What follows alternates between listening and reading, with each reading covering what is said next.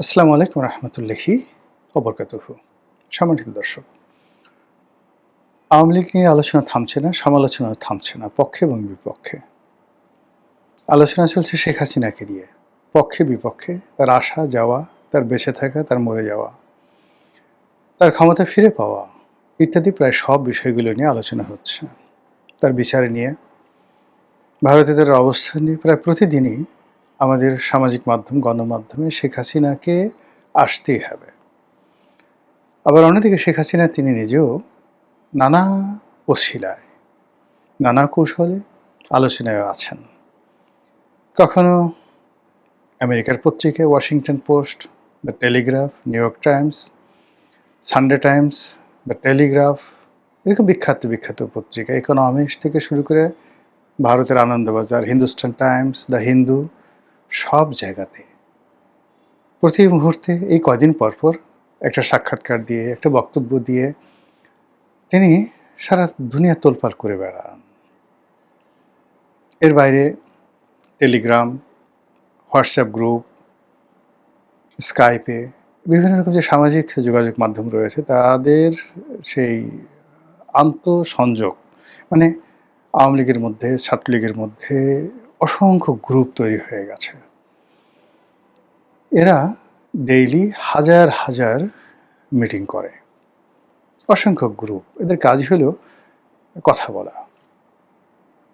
তো সেই কথা বলায় তারা নিজেরা নিজেরা কথা বলছে, দেশের সাথে দেশের বাইরের কথা হচ্ছে, এলাকার টু এলাকা কথা হচ্ছে, Patuakhali to Patuakhali, Patuakhali to Barishal, Patuakhali to Delhi, Patuakhali to যাকে বলা হয় London, London to America, America জয়ের সাথে কুড়িগ্রাম, নীলফামারী, মানে হাজার হাজার বক্তব্য হচ্ছে। এবং এই কারণে কি হচ্ছে যে উইদিন দ্য আওয়ামী লীগ, যেভাবে জামাত এই 2014 সন থেকে তাদের নিজেদের মধ্যে একটা আন্তঃযোগাযোগ তারা চালাচ্ছিল, ঠিক একই প্রক্রিয়াতে with more effective, with more professionalism, as well as যেটাকে বলা হয় আরও কৌশলী হয়ে, ট্যাক্টফুল হয়ে, ডিপ্লোম্যাটিক্যালি আওয়ামী লীগ নিজেদেরকে চাঙ্গা রাখছে, উষ্ণ রাখছে। আর নানা কারণে বিভিন্ন সময় বিভিন্ন কথাবার্তা বলে, বিভিন্ন ঘটনা ঘটিয়ে তারা বাংলাদেশের রাজনীতিকে উত্তাল করে দিচ্ছে। তো এই যে ছাত্রলীগকে নিয়ে আলোচনা, আওয়ামী লীগকে নিয়ে আলোচনা, শেখ হাসিনাকে নিয়ে আলোচনা, এগুলো না হয় মেনে নেওয়া গেল, কিন্তু সাম্প্রতিক সময় তার ভ্যানিটি ব্যাগ নিয়ে যে আলোচনা শুরু হয়েছে, এটা মানে কি বলবো, অনেক বড় বড় রাজনীতিবিদদের জন্য এটা রীতিমতো একটা চপেটাঘাত। যেখানে রাজনীতিবিদরা স্লোগান দিতে দিতে, মিছিল করতে করতে, দৌড়াতে দৌড়াতে, নাচতে নাচতে রক্ত বমি করে দিচ্ছে, অথচ তাদেরকে নিয়ে কোনো আলোচনা হচ্ছে না। আর শেখ হাসিনার একটা ভ্যানিটি ব্যাগ, হয়তো সেটা কুমিরের চামড়া দিয়ে তৈরি, হয়তো সেটা বাফেলো মানে মহিষের চামড়া দিয়ে তৈরি, অথবা ব্ল্যাক বেঙ্গল গোট, বাংলার যে কালো ছাগল, ইটালির কোনো ব্র্যান্ডের তৈরি। আমি জানি না শেখ হাসিনা আসলে কী ধরনের ভ্যানিটি ব্যাগ ব্যবহার করতেন, সেটা কতটা কস্টলি। এর কারণ হলো ভ্যানিটি ব্যাগ এমন আছে যে আপনি নিউ মার্কেট থেকে 200 টাকায় ভ্যানিটি ব্যাগ পাবেন, দেখতে অনেক সুন্দর। আবার ঠিক একই, মানে তার সে অত অত সুন্দরও না, নিউ মার্কেট 200 টাকার ব্যাগের মতো সুন্দর নয়, কিন্তু খুব ভালো ব্র্যান্ডের, ইউরোপের ভালো ব্র্যান্ডের। তো এরকম যে সকল ওয়ার্ল্ড ফেমাস ভালো ব্র্যান্ড রয়েছে, এরকম এক একটা ভ্যানিটি ব্যাগের দাম 2 কোটি 4 কোটি টাকা পর্যন্ত আছে। আর তার সঙ্গে যদি হীরামণি মুক্তা জহরত চুনি পান্না যুক্ত হয়, তাহলে কয়েকশো কোটি টাকা একটা ভ্যানিটি ব্যাগের মূল্য হতে পারে। তো শেখ হাসিনার ভ্যানিটি ব্যাগটা আসলে কেমন ছিল এটা আমরা জানি না, কিন্তু সেই ভ্যানিটি ব্যাগের মধ্যে 3 পৃষ্ঠার একটি পদত্যাগপত্র ছিল। সেই পদত্যাগপত্র নিয়ে এবং তার ভ্যানিটি ব্যাগ নিয়ে এখন যে আলোচনা হচ্ছে, এই আলোচনা বাংলাদেশের বড় বড় রাজনীতিবিদ, বড় বড় রাজনৈতিক দলকে নিয়ে আলোচনা হচ্ছে না। ফলে ভ্যানিটি ব্যাগ ভার্সেস রাজনীতিবিদ, আর এই যে ভ্যানিটি ব্যাগের যে গুরুত্ব, এটি বাড়িয়ে দিয়েছেন বাংলাদেশের একজন প্রথিতযশা সাংবাদিক, মানবজমিন সম্পাদক জনাব মতিউর রহমান চৌধুরী। মতি ভাইয়ের সঙ্গে আমার ব্যক্তিগত সম্পর্ক দীর্ঘদিনের এবং সম্পর্কটা ভালো, খুবই ভালো সম্পর্ক। তিনি ওরকম খুব কট্টরপন্থী কোনো দলেরও নন, আবার কোনো দলের ঠিক ওরকম কট্টর বিরোধিতাকারী নন। অনেকটা লিবারেল প্রকৃতির একজন মানুষ। সবার সঙ্গে তিনি সম্পর্ক রক্ষা করতে চান, এটা আমি বুঝতে পারি। কারোর সঙ্গে তিনি শত্রুতা আসলে করতে চান না। ওয়েল বিহেভড, ওয়েল ম্যানার্ড, যাকে বলা হয় মাইল্ড। অভিমান তার আছে, কষ্ট তার আছে। তো যখন কষ্ট পান, অভিমান হয়, ওটা ইন্টেলেকচুয়াল লেভেলে তিনি দু কলম লিখেন। তিনি ছাড়া, তার আল্লাহ ছাড়া তার ওই কলমের মার প্যাঁচ কেউ বুঝতে পারে না, কিন্তু যার উদ্দেশ্যে লেখেন তার 12টা বেজে যায়। তার যে ক্ষুরধার লেখনী, এরশাদের বিরুদ্ধে সেই যে লেখা তিনি লিখেছেন, দুর্নীতিবাজদের উল্লাস নৃত্য। এক যে খবরের কাগজ নামক একটা সাপ্তাহিক পত্রিকায় লেখা ছাপা হওয়ার পর এরশাদ পাগল হয়ে গিয়েছিলেন। তার বিরুদ্ধে রীতিমতো হুলিয়া জারি করা হয়েছিল। তারপর যখন তিনি ইত্তেফাকে ছিলেন, তিনি বিশেষ প্রতিবেদক ছিলেন, স্পেশাল করেসপন্ডেন্ট ছিলেন, ডিপ্লোম্যাটিক করেসপন্ডেন্ট ছিলেন, কূটনৈতিক প্রতিবেদক ছিলেন। তারপর কূটনৈতিক প্রতিবেদক হওয়া সত্ত্বেও স্পোর্টসের ব্যাপারে তার ভীষণ রকম দুর্বলতা। তিনি ইত্তেফাকের হয়ে বিশ্বকাপ,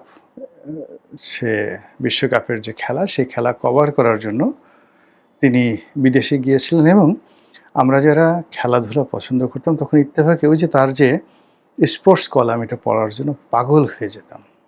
এই হলো মতিউর রহমান চৌধুরী। তাকে কলিগ হিসেবে পেয়েছি, মানে একসঙ্গে কাজ করার সুযোগ হয়েছে সংবাদপত্রে। তাকে সহকর্মী রূপে পেয়েছি, যে টকশো করি দীর্ঘদিন যাবৎ তিনি হোস্ট হন। কখনো কখনো সহ আলোচক হিসেবে সভা সমিতি সেমিনারে পেয়েছি। খাবার টেবিলে আমরা একত্রে বসেছি, ভাবির সাথে ভালো সম্পর্ক। তো সেই মানুষটি এই বাংলাদেশের অনেক, আমি যে বলবো, রাজনীতির অঘটন পটীয়সী বা ঘটন পটীয়সী, অনেক স্বৈরাচারের জন্য তিনি অঘটন ঘটিয়েছেন। আর ইতিবাচক রাজনীতির জন্য, সাংবাদিকতার জন্য তিনি অনেক ল্যান্ডমার্ক ভিক্টোরি স্থাপন করেছেন। তো সেই মতিউর রহমান চৌধুরী কতগুলো বিষয়, এই প্রথম তিনি রাষ্ট্রপতির সঙ্গে সাহস করে ইউনূস জমানাতে দেখা করেছেন, এবং সেখান থেকে বের হয়ে তিনি যে ঝুঁকি নিয়ে রাষ্ট্রপতির কথাগুলো, বেদনাগুলো তিনি যেভাবে মিডিয়ার সামনে তুলে এনেছেন, এটা অনন্য। বাংলাদেশের কোনো সাংবাদিকই সাহস করেনি। আপনি পক্ষে বলতে পারেন, বিপক্ষে বলতে পারেন, কিন্তু সাংবাদিকতার যে সাহস, শক্তি, যেটি পরবর্তীতে আবার তার অনুকরণে কালের কণ্ঠ দেখিয়েছে আরও ওয়াইড রেঞ্জে। কালের কণ্ঠের যিনি নির্বাহী সম্পাদক জনাব হায়দার, তিনি এই মতিউর রহমান সাহেবের অনুকরণে রাষ্ট্রপতিকে নিয়ে রাজনীতির অন্দরমহলের অনেক গুপ্ত বিষয় সামনে নিয়ে আসেন, যেটা ইউনূসের যে পুরো ক্যারিয়ারটাকে শেষ করে দিয়েছে। আর ইউনূস জমানাতে রাষ্ট্রপতির সাথে সাক্ষাৎ করে জনাব মতিউর রহমান চৌধুরী তিনি যে বক্তব্য দিয়েছেন, সেটা ইউনূস রেজিমকে পতনের দ্বার প্রান্তে নিয়ে গেছে। যেভাবে এরশাদের রেজিমকে প্রথম লাল কার্ড দেখানো হয়েছিল, এই কয়েকটা লেখা, তার মধ্যে সব শালা কবি হতে চায়, কবি রফিকুল্লাহ সে বিখ্যাত পিপিলিকা সাত জেগেছে, পিপিলিকা জিদ করেছে উড়বেই, জিদ ধরেছে উড়বে, এরকম কবিতা, সে বিখ্যাত সব শালা কবি হবে। আর মতিউর রহমান চৌধুরীর সেই দুর্নীতিবাজদের উল্লাস নৃত্য, আর পটুয়া কামরুল হাসানের বিশ্ববেহায়া। এটা হলো ইন্টেলেকচুয়াল জগতের 3টি মাইলস্টোন এরশাদের পতনের। আর রাজপথে জীবন্ত পোস্টার, সে নূর হোসেন, সেলিম দেলোয়ার, দীপালি সাহা, এরপর এরশাদের পতন। তদ্রূপ এই যে ডক্টর মোহাম্মদ ইউনূসের যে পতন হলো, বা শেখ হাসিনার যে পতন হলো, এই পতনের পেছনে মতিউর রহমান চৌধুরীর একটা বিরাট ভূমিকা আছে। এনিওয়ে, আমি এখানে যে জিনিসটা এই মুহূর্তে বলতে চাই, সেটা হলো এই যে শেখ হাসিনার পদত্যাগপত্র নিয়ে রাষ্ট্রপতির যে প্রশ্নটি তিনি করেছিলেন ইউনূসের জমানাতে, এবং সেটা ইউনূস সামাল দিতে পারেননি। সেটার পক্ষে বিপক্ষে কিচ্ছু দাঁড় করানো যায়নি। ওটাই এস্টাবলিশ হয়ে গেছে যে তার পদত্যাগপত্র নেই। এখন ঠিক সেই পুরনো বক্তব্যটি আবার নতুন একটা মোড়কে তিনি ভরে দিলেন, অর্থাৎ সেই পদত্যাগপত্রটি জনাব মতিউর রহমান চৌধুরী তিনি ভরে দিলেন শেখ হাসিনার ভ্যানিটি ব্যাগে। এবং যে ভ্যানিটি ব্যাগটি একটা চেয়ারের উপর পড়েছিল তার বক্তব্য অনুযায়ী, তিনি নিতে ভুলে গিয়েছিলেন শেখ হাসিনা। যখন তার সেই ভ্যানিটি ব্যাগের কথা মনে পড়ল তখন তিনি সেই ভ্যানিটি ব্যাগটা আনতে বললেন এবং ভ্যানিটি ব্যাগটি হেলিকপ্টারে উঠে গেল। এই ঘটনা, এ কাহিনী, এ উপন্যাস, এ গল্প আমরা জানতাম না। এটা অবশ্যই সত্য। এর কারণ হলো, যদি আপনি তার অতীত ক্যারিয়ার দেখেন মতিউর রহমান চৌধুরীর, তিনি বোগাস কোনো গল্প তৈরি করেন না, অপ্রয়োজনীয় কোনো কথা বলেন না, এবং তিনি যখন কোনো একটা বিষয় মার্ক করেন বা সৃষ্টি করেন ওটা ইতিহাস হয়ে যায়। শেখ হাসিনার জমানাতে তাকে পালিয়ে বেড়াতে হয়েছে এবং শেষ সময় বেশ কিছুদিন, প্রায় বছরখানেক তিনি প্রাণ ভয়ে লন্ডনে ছিলেন। এরশাদের জমানাতে একই অবস্থা তার হয়েছিল। সেই তুলনায় বেগম জিয়ার জমানাতে, দুই জমানাতে, বা এই বর্তমান তারেক জিয়ার জমানাতে তিনি he is in a better position. তো এই বেটার পজিশনে থাকা অবস্থায় তিনি এই যে ভ্যানিটি ব্যাগের কথা বললেন, ৩ পৃষ্ঠা পদত্যাগপত্রের কথা বললেন, আর ভ্যানিটি ব্যাগটি গণভবনে না রেখে তিনি যদি বলতেন যে এটি হারিয়ে গেছে, তাহলে হয়তো মিথ্যা কথা বলা হতো, কিন্তু সরকার স্বস্তি পেত। কিন্তু তিনি যে কথাটা বললেন, এতে করে সরকারের মধ্যে কিন্তু মারাত্মক আতঙ্ক তৈরি হয়েছে। আর সবচেয়ে বেশি আতঙ্ক তৈরি হয়েছে জেনারেল ওয়াকারুজ্জামানের। তারপর আতঙ্ক তৈরি হয়েছে প্রেসিডেন্ট, বর্তমান যিনি প্রেসিডেন্ট শাহাবুদ্দিন চুপ্পুর। আতঙ্ক তৈরি হয়েছে বর্তমান প্রধানমন্ত্রী তারেক রহমান সাহেবের, এবং জামাতের আমির, তিনিও আতঙ্কমুক্ত নন।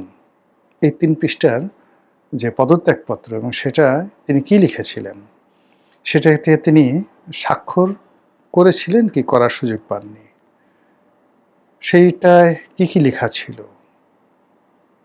তারপরে যেভাবে সেটা টাইপ হয়েছে না, তিনি নিজের হাতে লিখেছেন যেটা টাইপ হওয়ার কথা, এবং এই সকল কথা মতিউর রহমান চৌধুরী বলেছেন নির্ভরযোগ্য সূত্র। অর্থাৎ ওখানে যে সকল গোয়েন্দা সংস্থার কর্মকর্তা আছেন, আপনারা জানেন যে বড় বড় সাংবাদিক, তাদের সবার সঙ্গে এনএসআই, ডিজিএফআই এদের একটা খুব ভালো সম্পর্ক থাকে।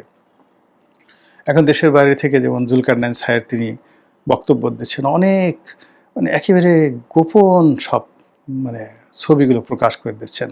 পিনাকি তার বেডরুমে কি করছে, পিনাকি লন্ডনে গিয়ে তার কোন বন্ধুর বাসায় গিয়ে কোলবালিশ নিয়ে কিভাবে শুয়ে আছেন, সেই সমস্ত ছবি, বা তিনি তুরস্কেতে কার সাথে বৈঠক করতে যাচ্ছেন, সে সকল ছবি পেছন দিক থেকে কি করে জুলকারনাইন সাহেব তুলে ফেলেন। নিঃসন্দেহে তার একটা কানেক্টিভিটি আছে।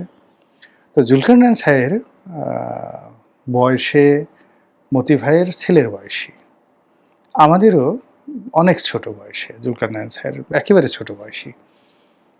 সেটা সাহের দেখে মনে হয় যেন চুল দাড়ি পেয়ে গেছে, কিন্তু আপনি ওর আগে ও যখন আর্মিতে ছিল তখন দেখলেই বুঝতে পারবেন। তো সেই জুলকারনাইন সাহের যদি কানেক্টিভিটি এই পর্যায়ে হয়, social connectivity, the international connectivity, তারপর তার যে ডিপ্লোম্যাটিক কানেক্টিভিটি, গোয়েন্দা কানেক্টিভিটি, সেক্ষেত্রে মতিউর রহমান চৌধুরীর কানেক্টিভিটি কোন পর্যায়ে এবং কতটা অথেন্টিক হতে পারে। কাজে তিনি যে এই যে ভ্যানিটি ব্যাগ তথ্য দিয়েছেন, ভ্যানিটি ব্যাগ আলোচনায় দিয়েছেন, এটা থামবে না, এটা চলতে থাকবে, এবং এটা আমাদের এই জাতিকে ভোগাবে, অনেক অনেক ভোগাবে। আমার এখন প্রশ্ন যে মতি ভাই হঠাৎ করে এই ভ্যানিটি ব্যাগ সামনে আনলেন কেন? তিনি তো না আনলেও পারতেন, তিনি কেন এই প্রসঙ্গটি সামনে আনলেন? তিনি এমনি এমনি আনেননি। নিঃসন্দেহে এটার পেছনে তার অনেক যুক্তি আছে, উদ্দেশ্য আছে, হতে পারে মহৎ উদ্দেশ্য আছে। এগুলো এক। কিন্তু আমার কষ্ট লাগছে যে এত কিছু রেখে আমরা এখন শেখ হাসিনার ভ্যানিটি ব্যাগ নিয়ে ব্যস্ত হয়ে পড়েছি, এবং এই ভ্যানিটি ব্যাগ কিন্তু যেন তেন ভ্যানিটি ব্যাগ নয়। এবং এর আগে পার্লামেন্টেও কিন্তু বিএনপির পক্ষ থেকে বলা হয়েছিল যে শেখ হাসিনার ভ্যানিটি ব্যাগে করে তিনি ওই রিমোট কন্ট্রোল নিয়ে গেছিলেন বা বোমা নিয়ে গিয়েছিলেন। What ever maybe. অর্থাৎ ২১শে আগস্টের যে বোমা হামলা হয়েছিল, সেই বোমা শেখ হাসিনা নিজে নাটক সৃষ্টি করার জন্য তিনি সেই বোমা পেতে রেখেছিলেন, পুঁতে রেখেছিলেন। আর ওই বোমা তিনি তার নিজের হাতে রিমোট কন্ট্রোল দিয়ে সেই বোমা ফাটিয়েছেন। এই কথা পার্লামেন্টের ভিতরে বাইরে বহুবার বিএনপির লোকজন বলেছে। তো ওই আমল থেকে শেখ হাসিনার যে ভ্যানিটি ব্যাগ, সেই ভ্যানিটি ব্যাগ খুবই গুরুত্বপূর্ণ। যে ভ্যানিটি ব্যাগে গ্রেনেডের সুইচ থাকে, যে ভ্যানিটি ব্যাগে একটি দেশের পদত্যাগের, প্রধানমন্ত্রী ১৭ বছরের শাসনের যে পদত্যাগপত্রের ৩ পৃষ্ঠার পদত্যাগপত্রের যে হস্তলিখিত কপি থাকে, যে ভ্যানিটি ব্যাগ আবার তিনি হেলিকপ্টারে করে উড়িয়ে নিয়ে যান, সেটা কোনো যেন তেন ভ্যানিটি ব্যাগ নয়। এই ভ্যানিটি ব্যাগ আমাদেরকে কোথায় নিয়ে যায়? আমরা কি ভ্যানিটি ব্যাগের ভিতরে ঢুকে পড়ব, নাকি ওই ভ্যানিটি ব্যাগের ভিতরে পদত্যাগপত্র বা ভ্যানিটি ব্যাগের মধ্যে তার যে রাজনৈতিক সুইচ রয়েছে সেটা তিনি আবার চাপ দিবেন এবং আবার একটি দুর্ঘটনা আমাদেরকে পাকড়াও করবে? কি হয় একমাত্র আল্লাহই বলতে পারবেন। আসসালামু আলাইকুম ওয়া রাহমাতুল্লাহি ওয়া বারাকাতুহু।